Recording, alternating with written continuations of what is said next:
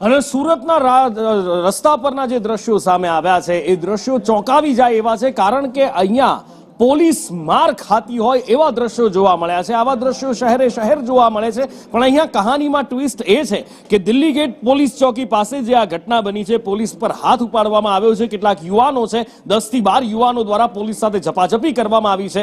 આરોપ લગાવવામાં આવી રહ્યો છે કે પોલીસ કર્મી નશામાં હતો, નશામાં ધૂત થઈ તેણે અકસ્માત કર્યો અને અકસ્માત કર્યા પછી દાદાગીરી કરી રહ્યો હતો। જો કે એની કોઈ આધિકારિક ફરિયાદ નથી નોંધાઈ કે પોલીસ કર્મી નશામાં હતો।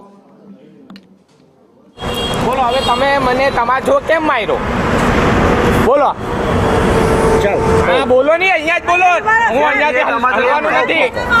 મેરી ગાડી નહીં જમાય। તમાશા ક્यों मारा हुआ बता?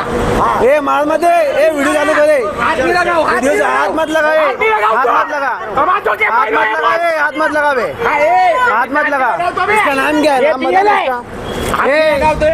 સર્કલ 6 છે, એમનું નામ વાયમ ગોહિલ છે અને એક સોશિયલ મીડિયામાં જે વિડીયો વાયરલ થઈ રહ્યો છે એમાં જે પ્રાથમિક કારણ અમને જાણવા મળ્યું છે એમાં એ વાહન ચાલક રોંગ સાઈડમાં પોતાનું વાહન ચલાવતો હતો અને એમને રોકવા જતા જે બોલાચાલી અને જે વિડીયોનો કન્ટેન્ટ છે એ પ્રમાણે ત્યાં પીઆઈ સાથે માથાકૂટ થયેલી હતી। એમાં હાલમાં રિજન 2 એસીપી દ્વારા અમારા ગામિત સાહેબ છે એમના દ્વારા હાલમાં તપાસ હાથ ધરવામાં આવી છે। તપાસ પૂર્ણ થતાં એમાં ચોક્કસપણે જે પણ એનું તારણ નીકળશે એ પ્રમાણે કાર્યવાહી કરવામાં